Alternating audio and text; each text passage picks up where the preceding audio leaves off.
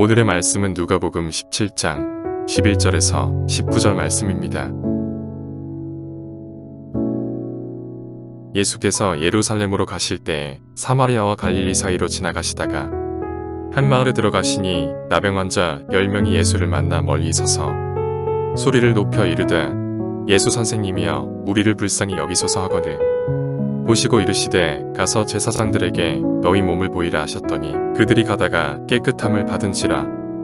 그 중에 한 사람이 자기가 나은 것을 보고 큰 소리로 하나님께 영광을 돌리며 돌아와 예수의 발 아래에 엎드려 감사하니 그는 사마리아 사람이라. 예수께서 대답하여 이르시되 10사람이 다 깨끗함을 받지 아니하였느냐? 그 9은 어디 있느냐?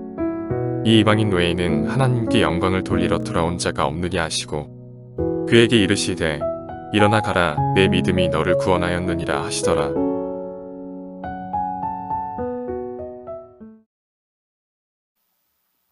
여러분, 우리의 신앙생활의 근본은 이 성경이라고 우리는 믿습니다. 맞죠? 네, 그렇죠? 예. 여러분, 성경이 맞다고 하면 맞는 것이고 성경이 틀리다고 하면 틀린 것입니다. 여러분, 우리는 성경을 기준으로 삼는 자녀들이고 성경이 우리의 기준입니다. 설교를 시작하면서 이렇게 성경에 대한 기준점을 이야기하는 이유가 있습니다. 여러분, 우리의 감사라고 하는 것 정말로 성경적인 기준인가? 여러분과 함께 오늘 고민해보고 싶어서 이 설교를 준비했습니다. 우리는 감사라는 말을 정말 많이 듣고 삽니다. 저도 모태신앙이었고 자연스럽게 교회 가운데 살면서 감사라는 설교를 많이 들었고 또 감사해야 된다라고 배웠습니다. 여러분도 그러셨죠? 대답 안 하면 저도 설교를 그만하겠습니다. 여러분도 그러셨죠? 자, 그런데 여러분, 우리의 감사가 쉽게 잘 나오던가요? 우리에게 불평, 원망, 불편한 마음은 생각하지 않아도 금방 나옵니다. 그런데 감사는 생각하고 또 생각해 봐야 겨우 나올까 말까 합니다. 우리 작년에도 감사의 열매를 주님께 드리자 해서 한 해 동안 감사한 것을 눈을 좀 크게 떠봐요. 저를 보세요. 저를 설교 시간에는 멀리 보지 마시고 저를 보세요. 설교 시간에 목회자의 눈을 안 보는 것은 본인이 시험에 들었거나 졸리거나 둘 중에 하나인데 여러분 그렇게 되지 마시기 바랍니다. 작년에도 이 열매를 했는데 아무리 생각해도 감사할 게 없었는지 감사를 제가 여러분 보셨습니까? 저는 이렇게 쭉 다 보니까 숙제를 안 해서 감사하다. 주일학교 학생들은 그런 것도 쓰기도 하고 또 어떤 분들은 감기 안 걸려서 감사하다 이렇게 써놓았다고요. 맞지요? 맞는데 아무리 곰곰이 생각해도 감사할 것이 특별하지 않다라는 말은 우리가 지금 감사가 쉽다는 말입니까? 어렵다는 말입니까? 우리가 지금 감사가 어려운 거예요. 감사가 잘 안 되죠. 감사가 잘 안 되는데 감사가 안 되니까 감사를 하라고 했는가? 그래서 여러분, 추수감사 절개를 앞서서 여러분과 함께 우리의 감사가 지금 뭔가 문제가 있는데 도대체 무엇이 문제이고 또 하나님께서 기뻐하는 진정한 감사는 무엇일까 살펴보고 싶어서 오늘 이 본문을 선택했습니다. 사랑하는 우리 성만 가족 여러분, 오늘 이 본문을 통하여서 여러분 속에 있는 진정한 감사가 깨달아지고 그 감사가 나타나는 열매가 사랑하는 주의 가정들마다 있으시기를 주님의 이름으로 축복합니다. 여러분, 오늘 이 본문은요 굉장히 특별한 본문입니다. 왜 특별한가? 여러분, 예수님의 행적을 기록한 성경이 마태, 마가, 누가, 요한복음, 그래서 우리가 이것을 사복음서라고 말합니다. 그런데 여러분, 이 사복음서에서 오직 감사하는 분은 예수님밖에 없습니다. 여러분 성경을 유의 깊게 살펴보면 예수님밖에 감사를 안 해요. 아무도 감사를 하지 않습니다. 제자들도 감사하지 않아요. 그런데 사복음서 중에 유일하게 예수님 위에 딱 한 사람이 감사를 합니다. 딱 한 사람이 감사를 해요. 그 사람의 이야기가 오늘 본문에 기록이 되어 있어요.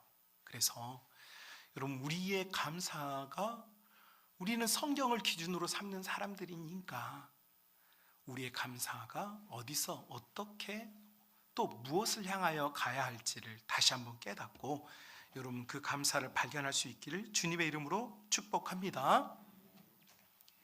10명의 한센병자가 있습니다. 그리고 그들은 오늘 본문에 보니까 그들의 불치의 병인 이 한센병이 나병이라고 하죠. 이 한센병이 치유를 받습니다. 여러분 그런데 이 치유받는 과정을 보면 우리가 흥미로운 걸 발견하게 되어지는데 여러분 이렇게 되어 있어요.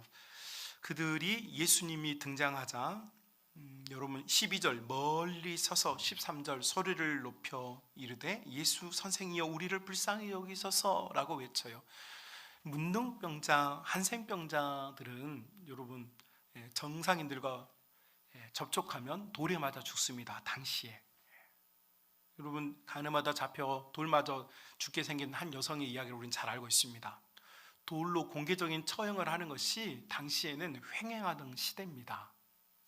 그리고 그 일은 얼마든지 일어날 수 있어요. 그래서 그들이 이제 멀리 서서 외칩니다. 그들은 그들의 처해 있는 상황과 그들이 처해 있는 현실을 잘 아는 사람들이에요.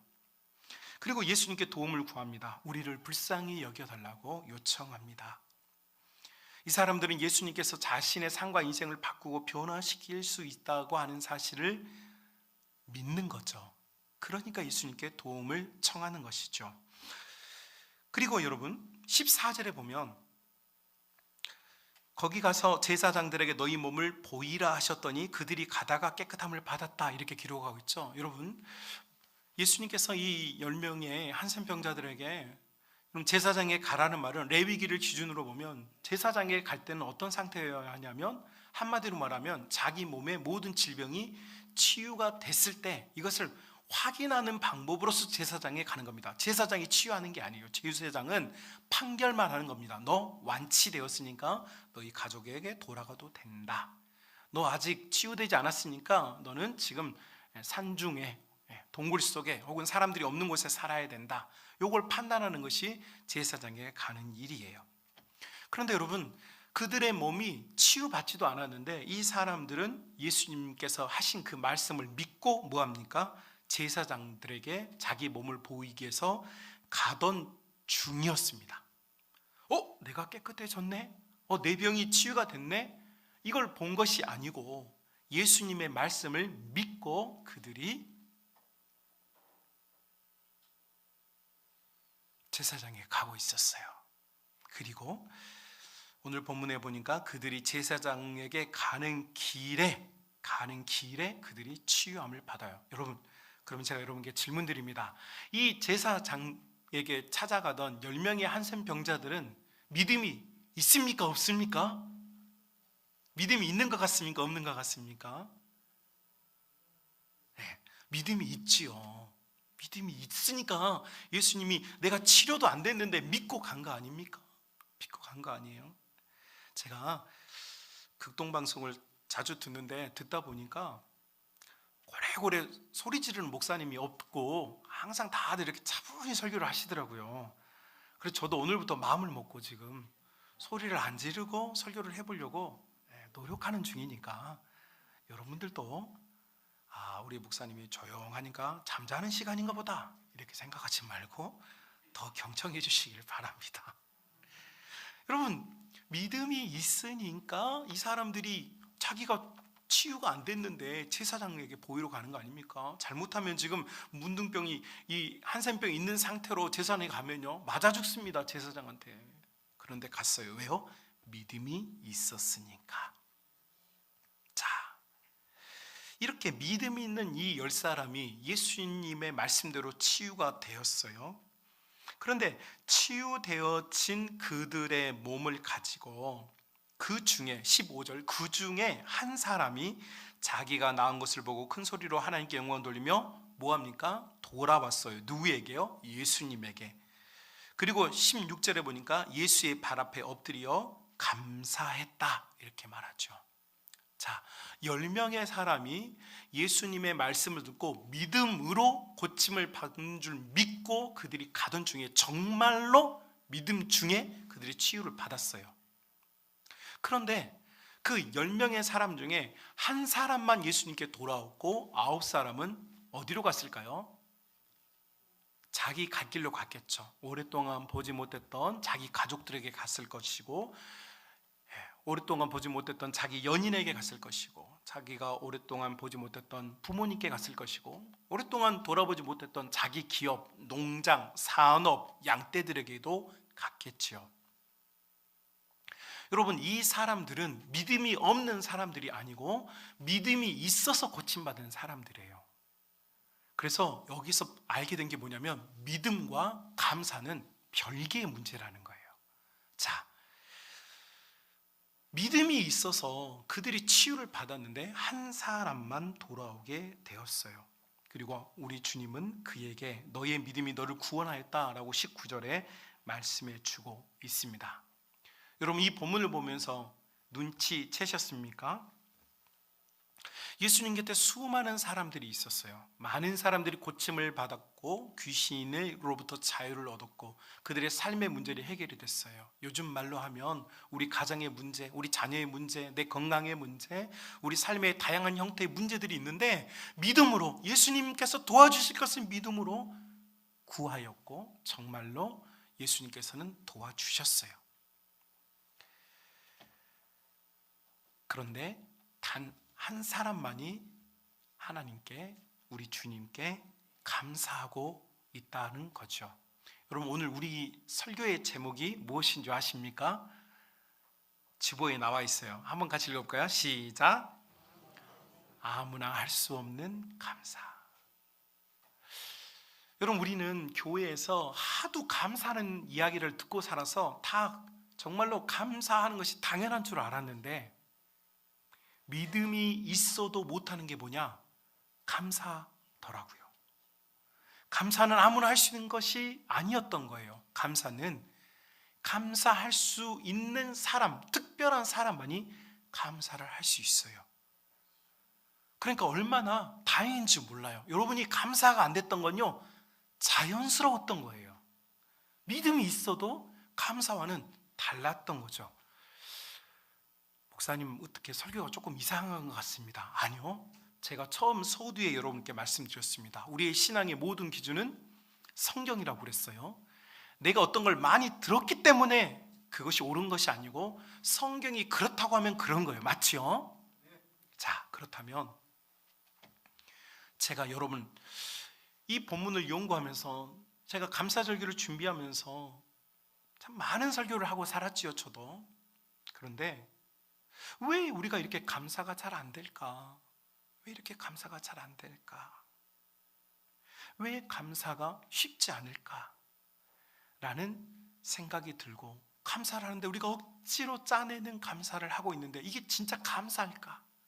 이런 생각이 들어서 오늘 본문을 연구하다가 처음으로 감사했던 이 사람, 예수님 왜 감사하지 않고 예수님의 기간 동안 아무도 감사하지 않는데 이 한 사람만 감사를 했다. 그럼 여기는 특별한 무엇이 있겠다라는 생각이 들었어요. 그리고 구약 성경을 찾아보게 된 거죠. 구약 시대는 어떻게 감사를 드렸을까? 여러분, 감사가 처음 등장하는 곳은 레위기 7장입니다. 여러분, 아브라함도 이삭도 야곱이도 요셉도 하나님께 감사한 적은 없어요. 그런데 처음으로 성경이 감사하라라고 말씀하신 곳이 레위기 7장 12절 13절 말씀이에요. 여기에 말씀을 보면 너희가 하나님께 무엇을 드리려거든 감사함으로 드려라, 이런 표현이 나와요. 그럼 왜 이게 나왔을까? 여러분, 이스라엘 백성이 고통과 억압의 땅에서 그들이 고난을 받다가 그들이 출애굽을 했어요. 출애굽을 한 이후에 하나님께서 하나님에게 예배하는 하나님 자녀들에게 너희가 예배할 때 나에게 뭐 하라는 거예요? 감사하라. 왜요? 내가 너희에게 사람이 할 수 없는 구원을 베풀었으니까 감사하라. 그래서 하나님께서 노골적으로 감사하라라고 말씀하신 것이 처음에 레위기 7장에 등장해요. 그리고 사람으로서 처음으로 감사한 사람의 이야기가 사무엘하 22장에 기록이 되어 있습니다. 바로 다윗이 하나님께 감사합니다. 사무엘하 22장은요, 다윗이 이제 죽기 전에 일종의 에세이를 남깁니다. 일종의 설교를 남기기도 하고 일종의 간증문을 남기는 이야기예요. 근데 그 간증문의 내용이 뭐냐면, 내가 어렸을 때도 우리 주님이 나를 보호해 주셨고, 내가 쫓기는 많은 어려움을 당할 때도 우리 주님이 나를 보호해 주셨고, 내가 왕이 되었을 때도 전쟁에서 패하지 않도록 나를 보호해 주셨고, 내가 죄를 지었어도 내가 회개할 때 나를 받아주셨던 내 하나님, 그래서 내가 우리 하나님께 감사합니다 라고 고백을 해요. 그리고 여러분, 이 감사는 많은 사람들이 할 수 있었던 것이 아니고 솔로몬이 한 번, 에스라가 한 번, 그리고 느헤미야가 성벽을 완공하고 나서 한 번, 성경에서 가장 길다라고 하는 성경 이사야서에는 이사야가 감사하는 것이 3번, 예레미야가 2번, 에스겔 선지자가 나라가 망해서 그발강가, 바벨로 그발강가에서 나라가 없어지고 포로로 끌려와 있는데 울고 있을 때 하나님께서 내가 너를 망하게 한 게 아니야, 내가 너희 가족과 너희 나라와 너희 가문을 망하게 한 게 아니야, 나는 시련과 믿음의 연단을 통하여서 정말로 믿음의 새싹들을 키워내고 그 그루터기가 자라서 거대한 상수리 나무가 되게 할 거야, 나는 그런 계획을 가지고 있어, 너희는 사라지지 않아 라고 하나님께서 에스겔을 위로할 때 에스겔이 5번 하나님께 감사하는 장면이 나와요. 그리고 다니엘이 3번, 요나가 1번 감사하고 구약에서 감사한 사람들의 이야기가 끝이 나요. 여러분, 무슨 말인지 아시겠습니까? 감사는 한마디로 말하면요, 아무나 할 수 있었던 것이 아니었던 거예요. 정말 신앙적으로 성공한 믿음의 위인들의 입에서 3번, 1번 나왔던 것이 감사예요. 그런데 여러분, 우리 같은 사람들한테 감사하라고 했으니 감사가 나왔겠어요? 안 나왔겠어요? 당연히 안 나왔죠. 그러니까 여러분, 오늘부터 여러분 마음의 짐을 풀어놓으세요. 이제 여러분, 우리가 감사하지 못하는 건요, 자연스러운 일이에요. 그러니까 오늘부터 여러분 감사하지 않으셔도 됨을 제가 선언합니다.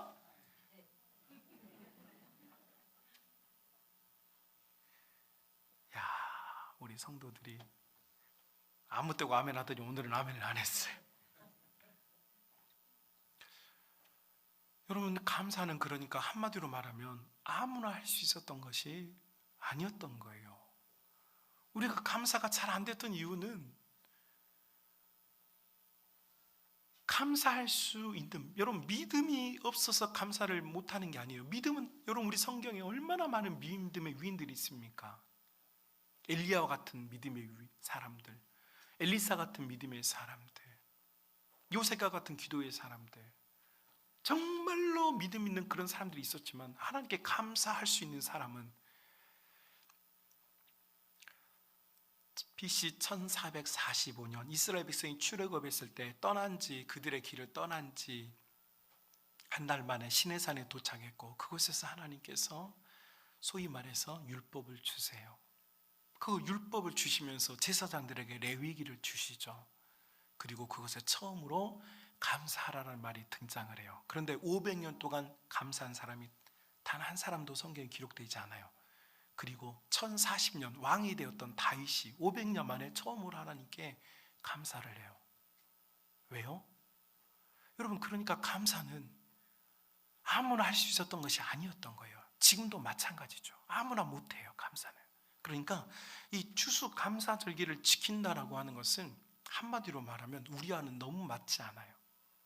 그러니까 우리 감사를 포기하며 삽시다. 더 이상 감사하지 말고, 성경이 아무나 못하는 감사인데 뭐 내가 뭐라고 감사하며 삽니까? 그렇죠? 그 감사를 포기하고 믿음대로만이라도 삽시다. 또 아멘 하실까봐 내가 걱정했는데도 하는 사람이 있어. 사랑하는 선망가족 여러분, 우리가 지금 성경의 모든 정보를 통해서 알 수 있는 게 뭐냐면요, 감사는 아무나 못하는 것이에요. 그러면 아무나 못하니까 우리도 안 하면 되느냐? 예수님 만났던 수많은 사람 중에 감사했던 한 사람, 그 사람을 보고 그 사람에게서 우리가 배우면 여러분, 우리 속에 그 사람이 했던 감사, 다윗이 했던 감사가 우리에게도 찾아오지 않겠습니까? 여러분, 그래서 감사를 배우고 감사할 수 있는 성도가 되기를 꿈꾸면서 우리가 이 본문에서 희망을 얻기를 주님의 이름으로 축복합니다. 그렇다면 이 사람은 어떻게 감사하게 되었을까? 오늘 본문에 보면 이렇게 되어 있습니다. 15절, 그 중에 한 사람이 자기가 낳은 것을 보고 뭐합니까? 큰 소리로 하나님께 영광을 돌렸다, 이렇게 되어 있어요. 여러분, 큰 소리로 영광을 돌렸다는 말은 두 가지 의미가 있습니다. 첫 번째로 정말로 사람의 목소리로 크게 오 할렐루야 감사합니다, 하나님 내 병 고쳐주셔서 감사합니다, 하나님 오랫동안 기도했던 거 우리 하나님 응답해 주셔서 감사합니다 라고 큰 소리로 외쳤다라는 말의 뜻이 되겠죠. 또 하나의 의미는 여러분, 크게 여겼다라는 말은, 큰 소리를 했다는 것은 이것을 큰 일로 여겼다는 말이에요. 여러분, 설날 여러분 자녀들 혹은 손주들 찾아오면 세뱃돈 주죠? 네. 그 여러분 5만 원 요즘 세뱃돈이 올라가지고 인플레이션이 심해가지고 주죠? 맞죠? 여러분, 뭐 세뱃돈 얼마 정도 줍니까? 아까 일부 예배 때 물어봤더니 10,000원 준다고 그러더라고요. 그래서 10,000원 집 준도 있을 것이고, 저희 집은 5만 원을 받아요. 그래서 저 지금도 우리 부모님한테 세뱃돈을 받는데 5만 원을 받아요. 산이도 5만 원, 저도 5만 원. 5만 원을 받는데 여러분, 이 5만 원이 큰 돈입니까? 작은 돈입니까? 옛날에는 큰 돈이었지만 지금은 사실 가치가 많이 하락해 버렸죠.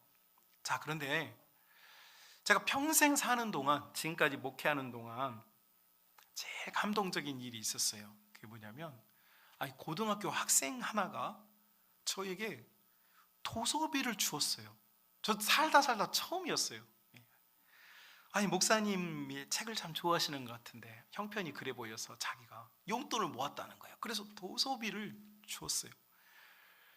그런데 여러분, 그 5만 원 받은 도서비가 얼마나 감사하고 기쁘던지.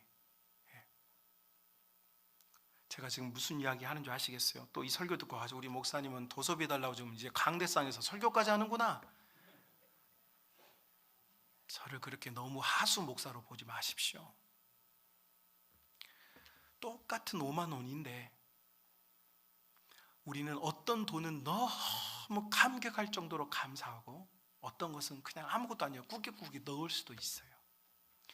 이 사람이 하나님께서 자기에게, 주님께서 내게 해준 일에 대해서 큰 소리로 외쳤다는 말은 이 일을 어떻게 여겼다는 거예요? 아주 크게 여겼다는 것이죠. 아주 크게 여겼다. 여러분, 우리 인생에 일어나는 많은 일들을 우리가 목도하며 사는데 우리는 우리의 감각이, 은혜의 감각이 죽으면 죽을수록 무덤덤해져요. 그러나 여러분, 우리의 영적인 감각, 이 센스티비가 살아나면 살아날수록 작은 일도 크게 여겨지는 것이죠. 그래서 작은 고마운 일도 너무 감사한 일이 되어지고, 어떤 경우에는 너무 큰 걸 받았지만 그냥 무덤덤해지기도 해요. 차이가 무엇입니까? 결국 우리의 마음의 상태에 달려있다는 거예요. 어떤 것은 너무 고맙게 여겨져요. 여러분, 우리의 자녀들이 우리의 생일날 작은 선물이라도, 작은 농촌이라도 주면 어떤 분들은 뭐 자식이니까, 자녀니까 당연하게 여기는 분들도 있지만, 어떤 분들은 고맙다, 정말 고맙다, 너도 힘들 텐데 참 고맙다 라고 생각하는 분들도 있어요. 그래요, 안 그래요? 그 액수 때문이 아닌 거예요. 그것을 받아들이는 누구의 마음? 나의 마음 때문에 그래요. 여러분, 9명의 믿음 있는 사람들이, 그들이 고침을 받았는데 그 고침받은 사람들은 이 일을 크게 여겼어요. 근데 크게 여겼는데 자기에게 크게 여긴 것이지 예수님께 크게 여길 일이 아니었던 거예요. 그러니까 예수님께 돌아오지 않죠. 그러나 한 사람은 예수님께서 내게 큰 일을 행하셨다고 받아들이니까 예수님을 찾아올 수밖에 없는 거죠. 여러분, 우리의 감사가 왜 이렇게 무뎌졌는가? 왜 우리가 감사를 하는데 이렇게 쥐어짜야만 하는가? 예수님께서 우리에게 베풀어 주신 은혜에 대해서 우리가 무감각해지기 때문이죠. 저는 최근에 근막염, 근육을 싸고 있는 막에 염증이 생겨서 보행하는데 어려움이 많이 있고, 무릎을 꿇거나 앉은 자세를 하지 말라고 의사 선생님이 권면을 해서 2주째 지금, 그거 참 쉽게 넘기고, 새벽 예배 때도 제가 여기서 쉽게 지난 5년 동안 무릎을 꿇고 기도했는데 지금 2주 동안 무릎을 못 꿇고 있습니다. 그냥 너무 당연하게 자연스럽게 한 번도 내가 걸을 수 있고 반듯하게 걸을 수 있다는 것을 단 한 번도 저는 감사한 적이 없습니다. 솔직하게. 그런데 최근 2주 사이에 저는 제가 지금까지 마음껏 걸을 수 있고 산도 오를 수 있고 들판도 뛸 수 있는 것이 얼마나 감사한 일인지를 저는 제 생애 처음으로 느끼고 있어요. 한마디로 말하면 내가 느끼지 못했을 뿐이지 내가 지금 걷고 있었던 건 누구의 은혜입니까? 하나님의 은혜였던 거죠. 여러분, 그러니까 우리 주님께서 내게 해주시는 일이 눈이 번쩍이고 번개가 번쩍이는 일이어서가 아니라 내게 지금 베풀어 주신 모든 일들. 여러분, 제가 어떤 권사님과 대화를 하다가, 우리 교회 권사님은 아닙니다만 그 권사님이 그 이야기를 하셨을 때 저는 정말 태어나서 그렇게 이 아이를 낳는 것과 관련해서 그렇게 큰 감동을 받은 건 처음이었던 것 같아요. 그 권사님이 그런 이야기 하세요. 무슨 얘기를 하는데 그 권사님이 자기는 너무 감사한 게 있다는 거예요. 그래서 뭐가 감사합니까? 제가 물어보니까 나는 배운 것도 없고, 나는 외모도 아름답지 않고, 나는 성격도 참 모나서 내 옆에 있는 사람들이 참 어려움을 많이 겪는 사람입니다. 남편하고도 이혼하려고 몇 번이고 남편이 나한테 이혼해달라고 부탁했던 사람이다. 그런데 자기가 예수님을 만나고 알게 된 놀라운 사실이 뭐냐? 하나님께서 나 같은 몸뚱이에도 생명을 주셔서 내가 아이들을 낳았다는 것, 그것이 감사돼요. 그러면서 막 울어요.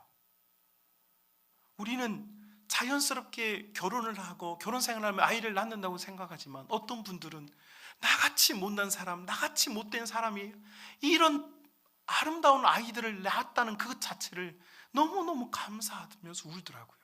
저는 그래서 그날 처음 알았어요. 아, 이게 정말로 어떤 사람들에게는 감사할 일이구나. 그런데 우리는 너무 감사의 감각, 감사의 세포가 다 죽어버려서 감사의 이유를 발견하지 못하고 애 낳을 때 아픈 것만 생각나는 거죠. 나 같은 사람에게도 아이를 주셨다는 게 얼마나 고마운 일인지를 우리가 깨닫지 못했던 거죠. 그러나 어떤 사람들은 그 감사의 감각이 깨어나니까 자기에게 일어난 일을 작게 여기지 않고 크게 여기더라는 거예요. 사랑하는 우리 성만 가족 여러분, 예수님 곁에 정말 많은 사람들이 먹고 마시고 치유받았지만 그들에게 일어난 일들을 그들은 당연히 일어날 일이 아니라 주님께서 나에게 특별하게 베풀어 준 일이라고 하는 감각이 없었어요. 그러나 이 한 사마리아 사람에게만 이 감각이 살아 있었고 그는 예수님 앞에 감사하고 있어요. 결국 감사는 쥐어짜내서 이름을 적고 뭔가를 하는 것이 아니고 내 삶과 내 인생에 주신 주님의 은혜가 어떠한가를 느낄 때 진짜 감사가 나온다는 것이죠. 여러분, 우리 성만의 가족 여러분, 여러분의 심령 안에, 여러분의 마음 안에 이 감각들이 다 살아날 수 있기를 주님의 이름으로 축복합니다. 그것이 보여야만 감사가 되기 때문이죠.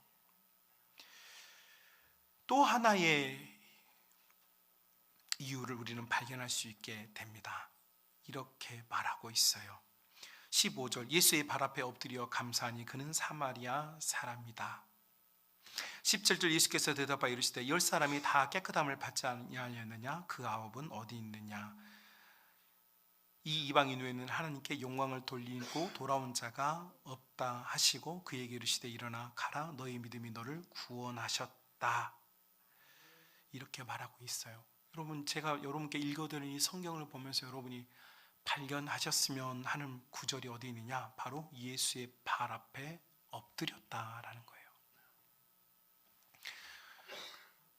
진정으로 감사할 수 있는 사람들은 어떤 사람이냐? 여러분, 예수님 발 앞에 엎드렸다라고 하는 말이 무엇입니까? 한마디로 말하면 항복하는 것입니다. Surrender. 내가 그분 앞에서 나는 아무것도 아니고 당신이 나의 주인입니다라고 고백할 때 그때만 우리는 엎드릴 수 있습니다. 그러니까 엎드린다고 하는 의미는, 여러분, 이 사람이 와서 엎드렸다고 하는 것은 나는 항복합니다. 나는 나의 모든 인생과 삶이 당신에 의하여서 주장되고 당신에 의하여서 모든 것이 이끌려가는 것에 대해서 나는 인정하고 나는 더 이상 나를 주장하지 않겠습니다라고 하는 고백, 이것이 엎드림입니다. 그래서 여러분, 이 치유함을 받은 이 사람이 예수님 앞에 엎드렸다라고 하는 것은 완전한 항복을 상징해요. 여러분, 왜 우리에게 감사가 없는가? 우리가 예수님에게 항복하지 않기 때문인 것 같아요. 이게 무슨 말이냐? 조금 더 쉬운 예를 들어보면, 여러분, 저는 교육에 대해서 관심도 많고 또 그러다 보니 우리의 자녀들이 좀 특별하기를 바랬습니다. 그래서 우리 혜린이 때부터 시작해서 임신했을 때부터요, 기도를 엄청 많이 했습니다. 하나님, 특별한 아이가 되게 해주세요. 탁월한 아이가 되게 해주세요. 지혜롭고 청명한 아이가 되게 해주세요. 우리 가족뿐만 아니라 하나님 전 세계에 도움을 줄 수 있는 유익한 아기가 되게 해주세요라고 엄청 열심히 기도했겠어요, 안 했겠어요? 기도했어요. 그런데 아이들이 태어나고 자라는 걸 보니까, 여러분도 뭐 저랑 비슷한 상황 아닙니까? 여러분들도 여러분 자녀들이 막 번창하고 번성하고 잘 되기를 위해서 많이 기도하셨을 텐데, 여러분 어떤 것 같아요? 여러분이 잘 이해를 못 하시는 것 같아서 한 가지만 더 하겠습니다. 우리 산이가 1학년 때 수업을 받다고 아이가 없어졌어요. 그래서 학교에서 난리가 났습니다. 얘가 없어졌으니까. 선생님이, 1학년 선생님이 얘를 찾아서, 아니 누나들이 있는 교실로 갔나 싶어가지고 막 찾아 헤맸어요. 여러분, 무학초등학교 워낙 학생 수도 많고 그렇지 않습니까? 그러니까 얼마나 큰 소동이 났겠어요. 다 알게 된 거죠. 산이가 없어졌다. 그래서 막 교실을 다 찾았는데 없고 화장실에도 없어서 이제 찾아 나선 것이, 나와보니 이 아이를 찾았어요. 어디서 찾았느냐? 국기계양대 아래에 잔디밭에 누워있는 거예요. 선생님이, 산이야 너 여기서 뭐해? 그러니까 산이가 하는 대답이 하늘 보고 있었어요 그러는 거예요. 여러분, 저는 우리 아이가 특별하기 위해서 늘 기도했는데 우리 아이는요, 수업 시간에요, 국기계양대 밑에서 하늘 보는 아이예요.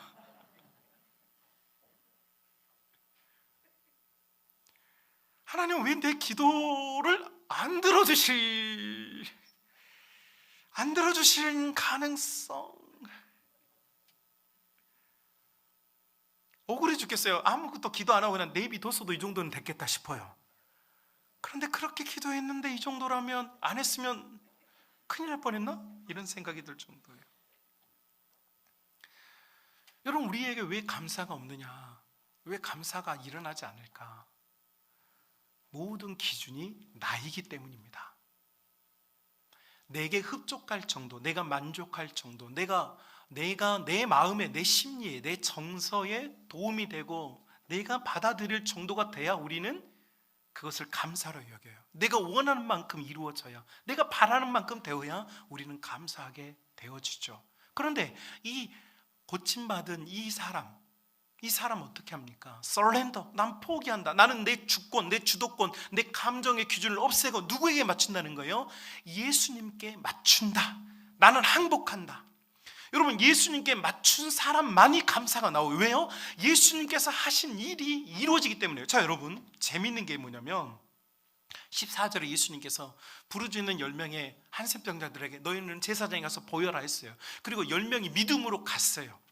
그런데 9명은 그 믿음대로 일이 이루어져서 그것이 너무 기뻐서 자기의 갈 길로 왔는데 한 사람은 돌아왔어요. 왜 돌아왔습니까? 한마디로 말하면 예수님께서 말씀하신 그대로 이루어졌기 때문에 예수님에게 돌아온 거예요, 여러분. 내 뜻이 이루어지고 내 생각, 내 마음에 어느 정도 받아들이는 그것이 성취되었기 때문이 아니에요. 내가 요만큼 원했는데 이걸 주셨으니까 내가 고마워, 감사하라고 하는 게 아니에요. 예수님 그분의 뜻이 이루어졌으니까 감사하는 거예요. 그 감사의 기준이 내가 아니라 누구에게로 바뀌는 것입니까? 우리 주님에게로 바뀌었다라는 의미예요. 여러분, 그러니까 감사는요, 주님의 뜻이 이루어지는 것을 볼 때 우리는 감사가 돼요. 여러분이 이해할 수 있는 쉬운 예를 들어보면, 저는 가족의 구원을 위해서 오랫동안 기도하는 분들을 많이 알고 있어요. 많은 여성들과 많은 어머니들이 자녀들을 위하여서 또는 혹은 남편과 배우자, 후손들의 구원을 위해서 기도하는 걸 많이 보았어요. 그런데 그분들이 특별하게 기도를 하기도 하고 또 특별한 예물을 드리기도 하고 특별하게 주님께 간절한 소망을 드려보기도 했는데 그 일이 이루어지는 경우도 있지만 이루어지지 않는 경우도 있어요. 여러분, 그럴 때에 우리의 마음속에는 감사가 나와요, 안 나와요? 안 나오죠. 내 남편이, 내 자녀가 아니 무슨 벼락부자 되게 해달라고 하는 것도 아니고 큰 명성을 얻게 해달라고 하는 것도 아니고 그저 같이 교회 가고 같이 손잡고 예배만 드릴 수 있게 해달라는데 그게 뭐 그 어려워서 예수님 안 들어주시냐라고 하는 속상함이 있어요. 그런데 그래서 결국 우리는 이 문제에 대해서 감사할 수가 없는 거죠. 그런데 여러분, 이것도 감사하게 되어져요. 왜요? 지금 내 남편, 내 자녀를 위해서 지금 누가 기도하고 있습니까? 내가 기도하고 있잖아요. 내가 기도하고 있다는 말은 무슨 말입니까? 우리 주님께서 나를 통하여 기도하게 하셨으니 이 일은 반드시 이루어질 것입니다.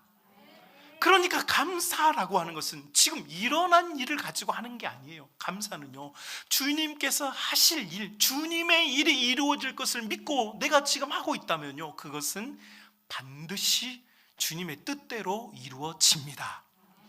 그러니까 감사는 어디서 나오느냐? 나의 만족감, 나의 정서적인 위로, 나의 어떤 심리적인 상태가 아니에요. 주님, 모든 기준이 주님이 되면 감사하지 않은 일이 없게 돼요. 이만큼 사는 것도 감사요. 적당하게 그 정도면 감사하고 사십시오, 그 정도면 괜찮습니다, 그 말을 하는 게 아니에요. 여러분, 여러분 다윗을 보십시오. 다윗이 BC 1445년 이스라엘 백성이 출애굽한 이후로, 여러분 BC 1445년에 하나님께서 감사하라, 레위기에서 감사의 말씀을 하셨는데 감사가 이루어진 것은 500년 후인 다윗이 처음으로 하나님께 감사해요. 근데 왜 감사합니까? 자기의 지나왔던 인생을 돌아보니까, 사무엘하 22장이 그런 본문이거든요. 내 인생을 돌아보니 모든 것이 하나님의 은혜였다는 거예요. 그러니까 내가 감사하는 거예요. 여러분, 그런데 그 동안에 왜 성경에 감사한 사람들 이야기가 없을까요? 감사한 일이 정말 없었을까요? 아니죠. 다윗이 감사할 수 있었던 이유는 자기 기준으로 자기 인생을 본 것이 아니라 누구의 기준으로 본 겁니까? 우리 하나님의 기준으로 내게 행하신 일들이 다 하나님의 일이 이루어졌기 때문에 감사하는 거예요. 할렐루야. 여러분, 지금 이 시대도 저는 똑같다고 생각해요. 여러분, 신약 성경에 감사하다, 감사라는 말이 50번 등장합니다. 50번. 오늘 이 부분 빼고 50번 등장해요. 그런데 그 중에 47번, 47번이 사도 바울이 쓴 겁니다. 사도 바울이. 여러분, 신약 성경에 감사라는 말이 50번밖에 안 나와요. 그 중에 47번이 사도 바울이 썼어요. 사도 바울 어떤 사람입니까? 예수님을 만난 사람이죠. 예수님을 만나서 뭐 했습니까? 자기의 기준을 다 내려놓고 예수님께 완전히 바뀐 사람이에요. 여러분, 우리는 사도 바울의 고백을 알아요. 그가 죽을 고비를 여러 번 넘겼고 동족에게 매를 맞았고 물에 빠져서 익사할 뻔했고 성에서 뛰어내려서 몸이 부서져서 죽을 뻔했고 많은 배고픔을 겪었던 사람이에요. 그 사람만큼 고생한 사람이 또 있을까 싶을 만큼, 아니, 우리 중에도 그 정도 고생한 사람들이 있어요. 그런데 어떤 사람들은 고생으로 끝났고 어떤 사람은 감사하대요. 감사하대요. 왜요? 내 기준으로, 내 육신, 우리 가정 평안하고 물질이 있고 그게 감사의 기준이 아니고, 진짜 감사의 기준은 모든 기준이 누구에게 있는 거예요? 예수님, 내가 완전히 예수님께, 예수님 나는 당신의 것입니다, 당신이 이렇게 해도 아멘이고 저렇게 해도 아멘이고 지금 이 모든 일이 당신의 뜻대로 되고 있는 줄로 믿습니다. 나는 순종할 뿐입니다. 할렐루야, 아멘. 이 신앙이 사도 바울 중심 속에 역사하니까 47번이나 감사하다, 나는 감사하다, 우리 감사하자, 교회들아 감사하자, 우리에게 일어나는 모든 일들은 주님의 뜻대로 되어지고 있다. 할렐루야. 여러분, 우리는 아픔이나 고통을 원하지 않아요. 다 마찬가지입니다. 설교하는 저도 큰 병을 만날까 두렵고, 큰 병을 만나보니 죽을까 두렵고, 평범한 죽음을 맞이할까 두렵고, 다 염려와 걱정이 다 있어요. 그러나 우리 주님의 기준으로 우리의 삶의 기준이 바뀌면, 주님께 우리가 항복하면, 주님 뜻대로 살기로 했네, 주님 뜻대로 살기로 했네, 주님 뜻대로 살기로 했네, 뒤돌아보지 않겠네. 아멘. 사랑하는 우리 성만 가족 여러분, 감사하고 살고 싶은데 감사가 안 돼서 답답하셨죠? 감사 절기 때마다 특별한 감사도 없는데 뭘 자꾸 감사하라고 하는지 속상하기도 하셨을 겁니다. 여러분, 우리 속에 감사가 없어졌던 건 결국 내 신앙이 주님 중심이 아니라 내 중심으로 변해버렸기 때문이 아닐까요? 여러분, 이제 2020년 이 감사절기를 기점으로 여러분, 우리의 감사가 완전히 성경적으로 회복되어야 될 줄로 믿습니다. 우리에게 일어난 일로 감사하는 것이 아니라 주님의 뜻이 성취됨을 인하여서 감사합시다. 그리고 내가 지금 이 문제를 놓고 기도하고 있다면 여러분, 이 기도를 시키는 분이 우리 주님이시오. 내가 기도하고 있는 이것은 흩어져 버리거나 없어지지 아니하고 반드시 우리 주님께서 가장 주님이 원하실 때 이루어질 줄로 믿습니다. 여러분, 그 믿음을 가지고 여러분 속에 있는 감사의 세포를 깨우고 우리 주님께 고정되어서 여러분, 이번 추수감사절기가 여러분의 진심과 영혼에서 터져나오는 진정한 감사절기가 될 수 있기를 주님의 이름으로 축복합니다.